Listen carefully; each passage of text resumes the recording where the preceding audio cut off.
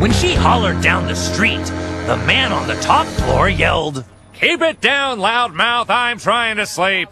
The student on the middle floor shouted, "Hey, boombox, I can't hear myself think!" The saxophonist and the jazz singer in the basement looked at each other.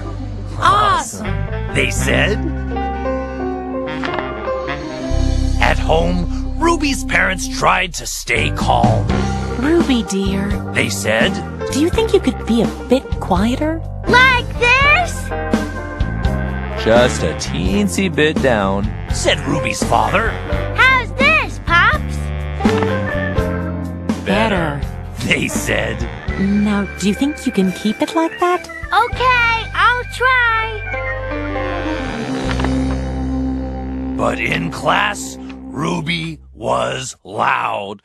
Head-splittingly loud. Hey, Miss Nightingale! May I answer that question? At playtime, Miss Nightingale spoke gently to Ruby. Let's pretend that you're a sound blaster, said Miss Nightingale, pointing to 3 buttons on Ruby's blouse.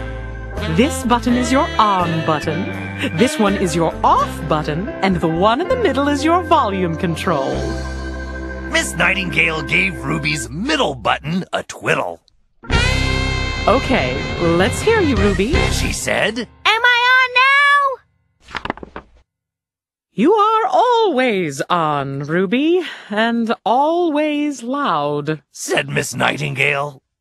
Why don't we turn down the volume a bit more? Is this better? Much better, Ruby. Now go and play, said Miss Nightingale. Ruby ran outside, turned her volume control right up, and blasted across the playground. I'm a sound blaster! The other children couldn't bear it. They all turned around and shouted, "Switch it off, Ruby! You're hurting our ears!" No one wanted to play with Ruby. She was just too loud to have around.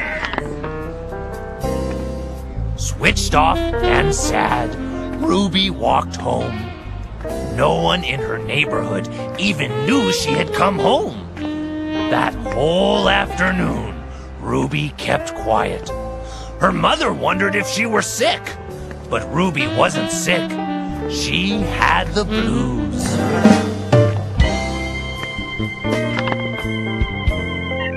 When the sax player and the jazz singer didn't hear Ruby upstairs, they knocked on the door and asked, "What's up, Ruby?" In a teensy voice, Ruby explained how nobody wanted to play with her because she was too loud. "Well, we think you have an awesome voice," said Bernard the sax player. "Yes," said Zelda. "I'd love to teach you how to use it." Would you like to learn how to sing, Ruby? asked her mother. Awesome! Ruby's mother smiled. There was nothing wrong with Ruby. Every day after school, Ruby took singing lessons with Bernard and Zelda. She copied the musical notes Bernard made on his saxophone. Zelda taught Ruby how to use her volume control so that she could sing sharp, zooming notes like the sounds of the city, and gentle, breathy notes like a cool evening breeze. Most of all, she taught Ruby to sing with feeling. When the man on the top floor heard Ruby, he said, "What a beautiful voice!" The student on the middle floor said, "Cool, man!" The kids on the block came out and danced on the sidewalk chanting, "Go, Ruby, go!" And Bernard looked at Zelda and said, "Listen, Ruby's singing the blues." And when Ruby sang at her school concert, she was, well, just awesome!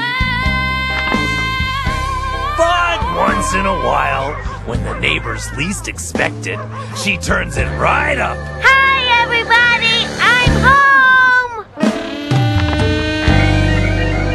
just to check that her volume control is still working.